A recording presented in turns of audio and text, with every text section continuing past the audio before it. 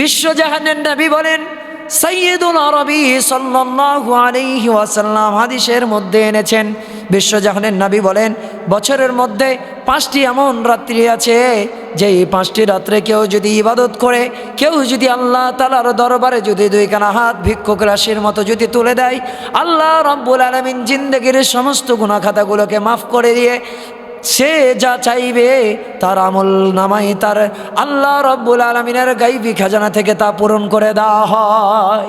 সুবহানাল্লাহ। আল্লাহ রাব্বুল আলামিনের হাবিব বলেন, 1 নম্বর হচ্ছে জুমার রাত, বৃহস্পতিবার রাত্রে কেউ যদি আল্লাহ তাআলার দরবারে কেউ যদি দাঁড়িয়ে যায় আর আল্লাহ তাআলার দরবারে কেউ যদি 2 রাকাত নফল নামাজ পড়ে আল্লাহ তাআলার দরবারে যদি দুইখানা হাত উত্তোলন করে বলে, ওগো মাবুদ, জিন্দেগির যত গুনাহ করে ফেলেছি আমার জিন্দেগির সমস্ত গুনাহগুলোকে মাফ করে দাও, আল্লাহ রাব্বুল আলামিন বলেন, আমার বান্দা আমাকে ডাকার সাথে সঙ্গে সঙ্গে উদুনি আস্তাজিব লাকুম, বান্দা যখন আমি আল্লাহ তাআলাকে ডাক দেয়, আমি আল্লাহ রাব্বুল আলামিন তারা আল্লাহ বলে শেষ হইতে দেরি থাকে, তার চোখের অশ্রু গড়িয়ে গাল ভিজিয়ে মাটিতে পড়ার আগে আগে আমি আল্লাহ রাব্বুল আলামিন তার জিন্দেগির সমস্ত গুনাহ খাতাগুলোকে মাফ করে দিয়ে তার মনের নেক বাসনাগুলো আমি কবুল আর মঞ্জুর করে নেই। সুবহানাল্লাহ। তাহলে আল্লাহ তাআলার দরবারে কেউ যদি দোয়া করে আল্লাহ তাআলা তাকে ফেরত দেন না।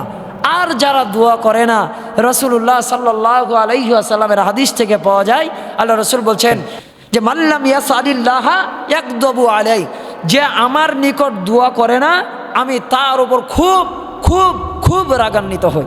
কে বলছেন? আল্লাহ বলছেন। আর স্বয়ং বিশ্বজাহানের নবী তিনি বলছেন যে যেই ব্যক্তি আমার কাছে দোয়া করে না, দোয়া চাই না, সেই ব্যক্তি তো অহংকারী ব্যক্তি। তার কারণ সে নিজেকে দাম্ভিকতা সৃষ্টি করে বলে যে আমার চাওয়ার কিছু নেই, ও চাওয়ার কিছু নেই। একজন মানুষ যদি চায় জিন্দেগি ভরে সে চাইতেই থাকে চাইতেই থাকে চাইতেই থাকে, তার চাওয়ার কখনো শেষ হয় না। আর চাইতে হবে একজনের কাছে, তিনি কে? আল্লাহ রাব্বুল আলামিন।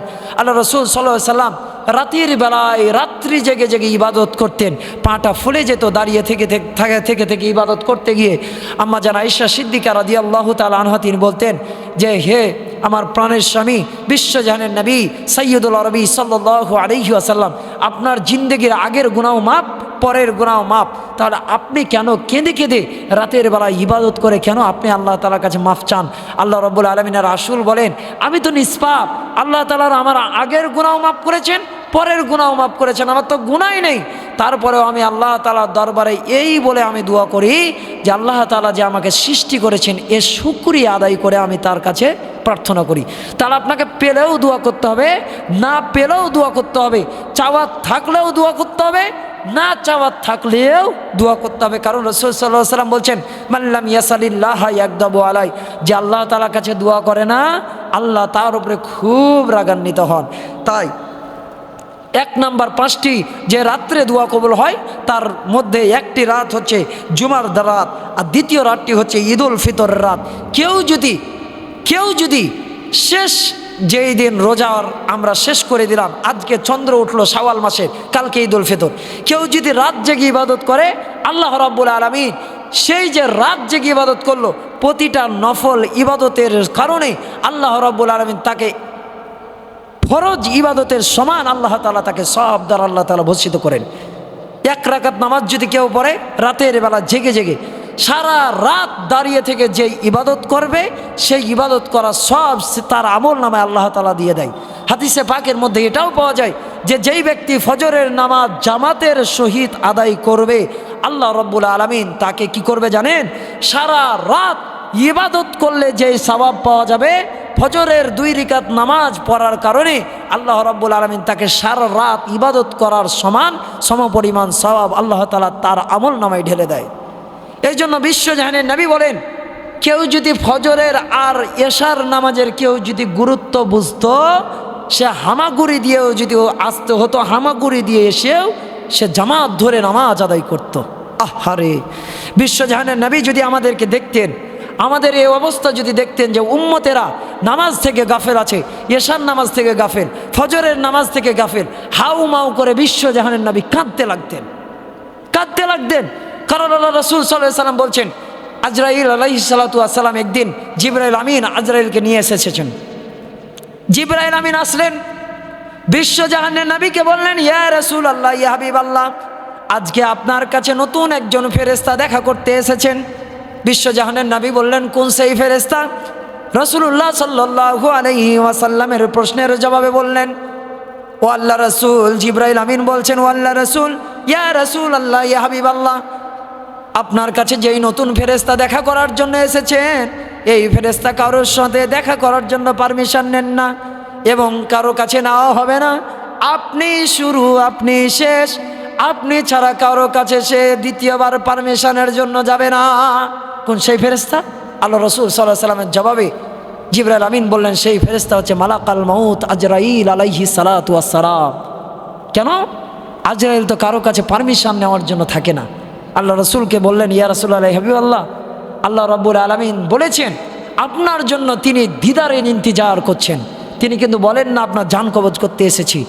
তার ভাষার কি মধুর্যতা আজরাইলের! এসে সুন্দর করে বলছেন, ইয়া রাসূলুল্লাহ, হাবিবাল্লাহ, আল্লাহ তাআলা আপনার উপরে পাইগাম পাঠিয়েছেন, আপনার জন্য আল্লাহ তাআলা আপনার দিদারের, আপনার সাক্ষাতের জন্য ইন্তজার করছেন। আল্লাহ রাসূল সাল্লাল্লাহু আলাইহি ওয়াসাল্লাম বললেন, আজরাইল, আমি যদি অনুমতি না দেই? আজরাইল আলাইহিস সালাতু ওয়াস সালাম বললেন, আমি ফিরে যাব, কিন্তু একদিন না একদিন আপনাকে মৃত্যুর স্বাদ গ্রহণ করতেই হবে। আপনি যদি মনে করেন 1000 বছর বাঁচবো, আল্লাহ রাব্বুল আলামিন আপনাকে 1000 বছর বাঁচিয়ে রাখবে।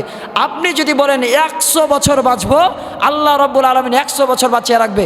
আপনি যদি বলেন 1 কোটি বছর বাঁচবো, 1 কোটি বছর আল্লাহ তাআলা আপনাকে বাঁচিয়ে রাখবে। কিন্তু এমন একটা দিন আসতেই হবে, আপনাকে এমন একটা দিন গসতেই হবে, যেই দিন আপনাকে এই দুনিয়া থেকে চলে যেতেই হবে। দুনিয়ার যেই পরিস্থিতি, দুনিয়ার যেই রীতি, দুনিয়ার যে আদর্শ, এটা আমাদেরকে মানতেই হবে। কারণ আল্লাহ রাব্বুল আলামিন বলছেন, কুল্লু নাফসিন যায়িকাতুল মাউত, যার জীবন আছে তাকে মৃত্যু গ্রহণ করতেই হবে, মৃত্যুর স্বাদ নিতেই হবে। আল্লাহ রাসূলকে বললেন, ইয়া রাসূলুল্লাহ, ইয়া হাবিবাল্লাহ, আপনি যদি ফিরে যেতে চান, আপনি যদি আমাকে ফিরে যেতে বলেন, আমি ফিরে চলে যাব। আল্লাহু আকবার। রাসূলুল্লাহ সাল্লাল্লাহু আলাইহি ওয়াসাল্লাম যদি আজরাইলকে বলতেন, আজরাইল তুমি ফেরত যাও, তাহলে আজরাইল কি করতো? ফেরত চলে যেত। কিন্তু রাসূলুল্লাহ সাল্লাল্লাহু আলাইহি ওয়াসাল্লামকে বললেন যে আমাকে কি এমন একটা দিন কি এমন নাই যে আমাকে মৃত্যুর স্বাদ গ্রহণ করতেই হবে? তো বলছে, অবশ্যই এমন একটা দিন অবশ্যই আপনাকে বাঁচতে হবে, যেই দিন আপনাকে মৃত্যুর স্বাদ গ্রহণ করাই লাগবে। আল্লাহ রাসূল সাল্লাল্লাহু আলাইহি ওয়াসাল্লাম সঙ্গে সঙ্গে বললেন, তাহলে আমার যেতে আর কোনো আপত্তি নেই। 10 বছর পরে হলেও যেতে হবে, 100 বছর পরেও হলেও যেতে হবে, যেহেতু আমার আল্লাহ তাআলা আমাকে নেওয়ার জন্য পাইগাম পাঠিয়েছেন, তাহলে আমার এক্ষুনি যাওয়ার জন্য আমি প্রস্তুত হয়ে আছি। তাহলে দেখুন তো, আল্লাহ রাসূল বললেন, হে আজরাইল, আমি যে মারা যাব, আমার মারা যাওয়ার কষ্টটা আমার উম্মতের থেকেও যেন কঠিন হয়, আমার থেকেও যেন আমার উম্মতের মৃত্যু হওয়ার যন্ত্রণা যাতে খুব যেন সহজ হয়, সাবলীল হয়, মানে খুব যেন আরামে যেন জানটা কবজ হয়। আল্লাহ রাসূল সাল্লাল্লাহু আলাইহি ওয়াসাল্লাম বললেন, আমার উম্মতের কোনো কষ্ট নিও না জান কবজের সময়, যা জান কবজের কষ্ট লাগে আমার কাছ থেকে নাও। আল্লাহ রাসূল সাল্লাল্লাহু আলাইহি ওয়াসাল্লামের জান কবজ যে সহজভাবে হয়েছে, আর বিশ্বের কারো এত সহজভাবে হয়নি। কিন্তু এই যে আল্লাহ রাসূল বলে গেছেন, আমার থেকেও যেন আরও সহজ করে যেন আমাদের উম্মতের যেন জান কবজ হয়। তারপরেও দেখছেন আমাদের জন্য আল্লাহ রাসূল কত সুন্দর একটি রাস্তা রেখে গিয়েছেন, যে আমাদের জান কবজ তার থেকেও খুব সুন্দর সাবলীলভাবে সহজভাবে জান কবজ করা হবে। আমাদেরকে এটা মেনে নিতে হবে, প্রস্তুতি গ্রহণ করে নিতে হবে মৃত্যুর জন্য। আসুন, 3 নম্বর রাতটি হচ্ছে ঈদুল আজহার রাত্রি। কেউ যদি